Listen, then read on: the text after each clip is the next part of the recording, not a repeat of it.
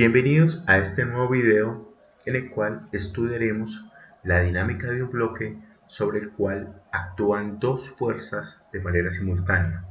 El objetivo del problema consiste en determinar la masa del bloque conociendo el valor de la magnitud de la aceleración del mismo.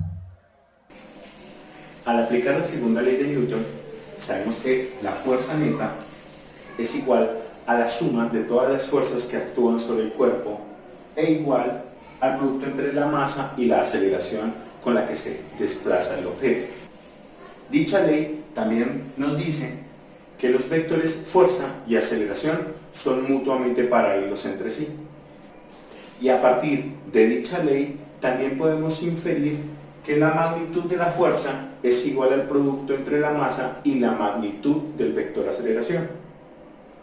Dado que tenemos un cuerpo sobre el cual actúan dos fuerzas de manera simultánea, lo que debo hacer es, primero que todo, efectuar la suma de dichas fuerzas, es decir, obtener la fuerza total que actúa sobre el bloque. Al efectuar la suma gráfica de los vectores, tenemos que el vector resultante es un vector fuerza que apunta en esta dirección. Y en virtud de la segunda ley de Newton, sabemos que la fuerza y la aceleración son paralelas entre sí, es decir, que la aceleración también apunta en esa dirección.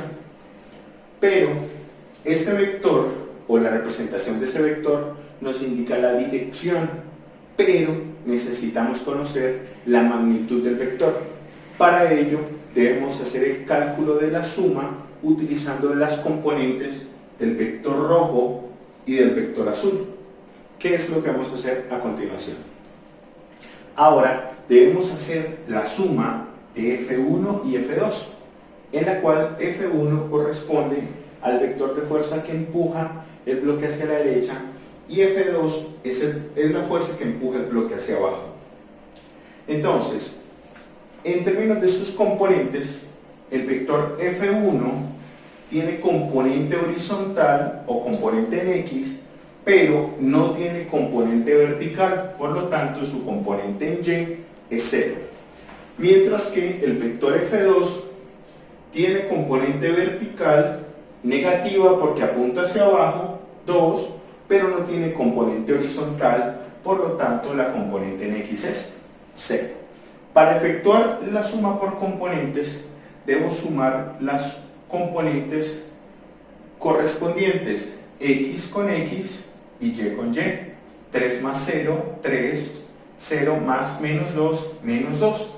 Y tengo el vector F, que es el vector de fuerza neta que actúa sobre el bloque.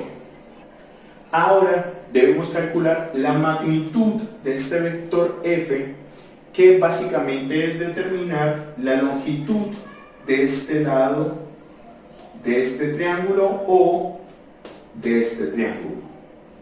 Como podemos ver, la magnitud del vector F corresponde a la hipotenusa del triángulo, razón por la cual podemos utilizar el teorema de Pitágoras para calcularla. Como podemos ver, hacemos referencia a la magnitud del vector F como la hipotenusa del triángulo constituido por F1, F2 y la hipotenusa, que es la magnitud del vector F. Entonces, nosotros sabemos que la hipotenusa se puede calcular como la raíz cuadrada de la suma de los cuadrados que corresponden a los catetos del triángulo. Uno es 3 y el otro es 2, como va hacia abajo, con signo menos, pero yo bien podría considerarlo con signo positivo. Total, si es negativo o positivo, al elevarlo al cuadrado va a quedar positivo.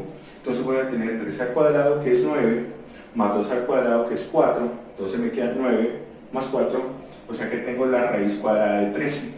Al aplicar la raíz cuadrada, tenemos que ese valor es 3.605 y lo colocamos en newtons porque sabemos que estoy calculando la magnitud de una fuerza y las fuerzas en el sistema internacional se miden en newtons.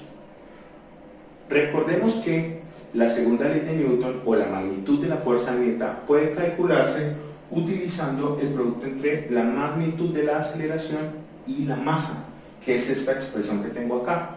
Pero ojo, en esta ecuación debe estar la magnitud de la fuerza resultante y la magnitud de la aceleración de la partícula, magnitudes, no vectores. Esta es una ecuación escalar.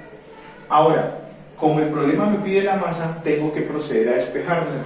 La masa y la aceleración están en el producto, entonces la aceleración tiene que pasar al otro lado a dividir, y lo único que resta es sustituir los valores. Al sustituir los valores de F, 3.605, que lo obtuvimos en la etapa anterior, y el valor de la aceleración, 7.21 en metros sobre segundos al cuadrado, que es un dato del problema, obtenemos que la masa es aproximadamente 0.5 kilogramos o medio kilogramo. Y con este valor hemos concluido la solución de este problema. No olviden seguirnos en nuestras redes sociales para más contenido.